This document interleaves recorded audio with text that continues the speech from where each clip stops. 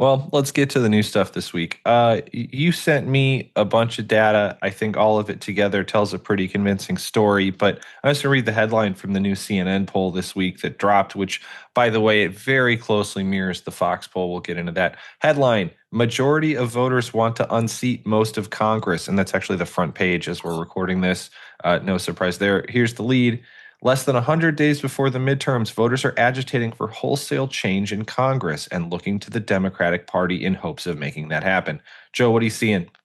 Well, it's what we've been saying. It's not a blue wave. It's literally everybody. I mean, except for MAGA, of course. But it doesn't only reflect the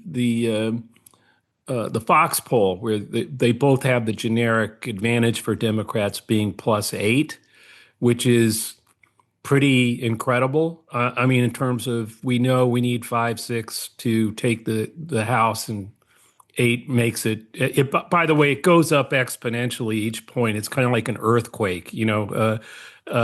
It's not like 1 point more advantage only gets you one more seat. It's the more it goes up like that, the more you're talking, multiple seat advantage. And the more critical thing I think is the 20-point advantage that CNN has it in voter enthusiasm. Fox had it at +11 for Democrats, but CNN's got it at +20. But it's an even bigger number than the top line. In other words, 8-point Democratic advantage, but then you have this 20-point, much more likely to vote, those kinds of questions where the intensity is much, much stronger on the Democratic side. Again, it's not just stronger on Democrats, but independents, et cetera, that are going to vote are leaning harder on the Democratic side with more energy, and there's far less energy on the Republican side. Um, uh, you know, uh, Alex, and we all talk about looking under the hood. One of the more fascinating numbers, and Alex pointed this one out, 63% say the GOP is focusing too little on the cost of living. And the next one is which party is the party of change? It's Democrats +10.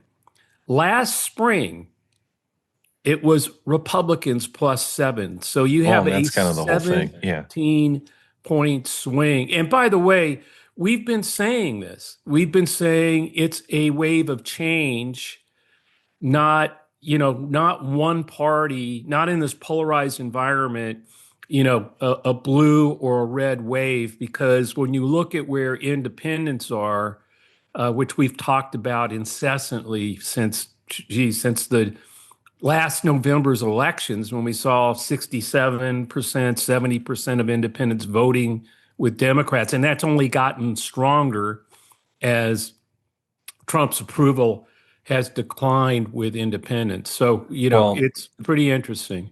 that gets to the voter enthusiasm thing we already mentioned. I mean, if you look back, okay, so 2024, you could argue, yeah, it was a revolt against Biden and inflation, that you could argue that Trump was somewhat change, even though he was essentially an incumbent too. But absolutely, 2016 was a change election, Yeah, right? they're all been changed ever since he's come down the escalator. So it's been changed every 4 years. But you look back at 2006, the last time, one of the last times Democrats blew out a midterm. I know, I guess 2018 too, but that was the anti-Iraq war revolt, really, the second term Bush flood. Right. Uh, and the one thing I noticed there, just digging this up, yes, they took 6 seats in the Senate, 32 in the House, but they also won a majority of state governorships, which, if you want to look at elections down besides just Congress, I think that really tells you where voters are, right, with the stuff that matters to them in their own homes. So I actually this year, look, we're going to get a big no unless something crazy happens. We're going to get a big number in the House and probably flip the Senate. But I'm now kind of looking at state governorships to see just how far this thing goes.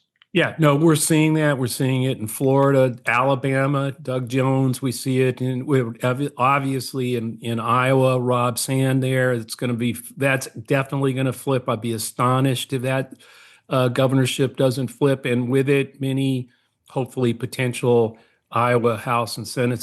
So I think this is going to be that change wave. We'll see how far it carries into these governor's races.